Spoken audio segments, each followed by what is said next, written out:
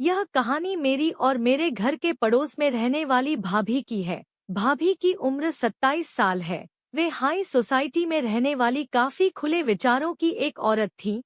वो जब से यहाँ रहने आई थी तभी से ही मैं उन्हें चाहता था, लेकिन कोई मौका हाथ नहीं लग रहा था। यूं तो उनका परिवार अच्छा चल रहा था। भैया निजी कंपनी में जॉब करते थे, लेकिन उनकी शराब पीने की लत एक बुरी आदत थी।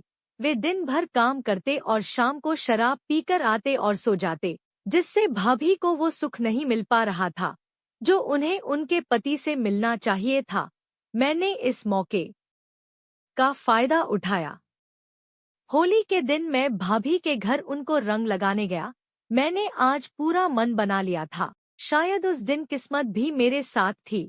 मैं घर पर गया तो देखा भाभी रसोई में कुछ काम कर रही थी और भैया बाहर शराब पी रहे थे। उन्होंने इतनी शराब पी ली थी कि वो कभी भी लुढ़क सकते थे। मैंने भैया को रंग लगाकर उन्हें हैप्पी होली कहा और भाभी के पास रसोई में आ गया। उस दिन भाभी ने हल्के गुलाबी रंग की साड़ी पहनी हुई थी। मैंने पीछे से उनके गाल पर रंग लगाते हुए हैप्पी होली बोला। वो अचानक हुई इस हरकत से थोड़ा घबरा सी गईं और पीछे होने लगी, लेकिन पीछे मैं था। फिर वो मुझसे दूर हुईं और उन्होंने मुझे भी रंग लगाकर विश किया। मैं भाभी से वही बात करने लगा तो उन्होंने कहा, आज तुम अपने फ्रेंड्स के साथ होली नहीं खेलोगे क्या? मैंने उन्हें जवाब दिया कि आज तो मैं सिर्फ अपनी भाभी के साथ खेलूंगा। तो उन्होंने कहा कि अब नहीं, बस लगा दिया न रंग। बस अब मैं तुम्हें और रंग नहीं लगाने दूंगी।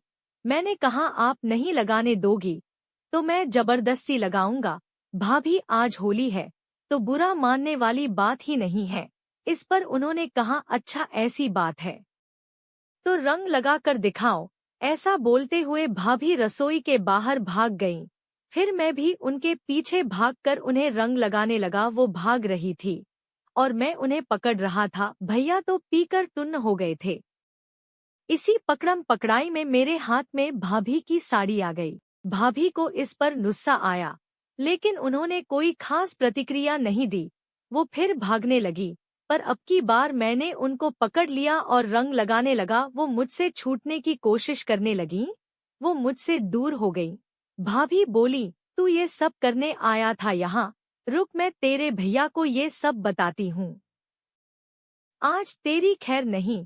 ये सुनकर मेरी तो हवा टाइट हो गई। मैंने भाभी के पैर पकड़ लिए और बोला, सॉरी भाभी, वो रंग लगाने में गलती हो गई। तो भाभी बोली, चल कोई बात नहीं, लेकिन आगे से ध्यान रखना।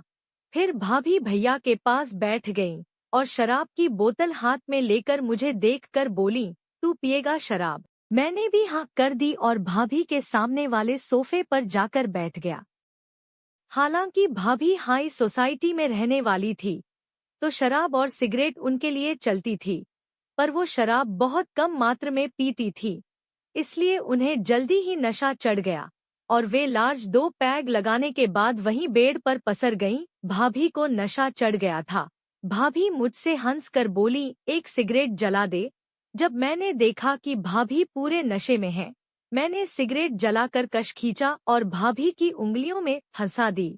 भाभी बड़ी अदा से सिगरेट के छल्ले उड़ाने लगी। मैंने भाभी को उठाया और बोला, चलो भाभी, मैं आपको कमरे में सुला देता हूँ।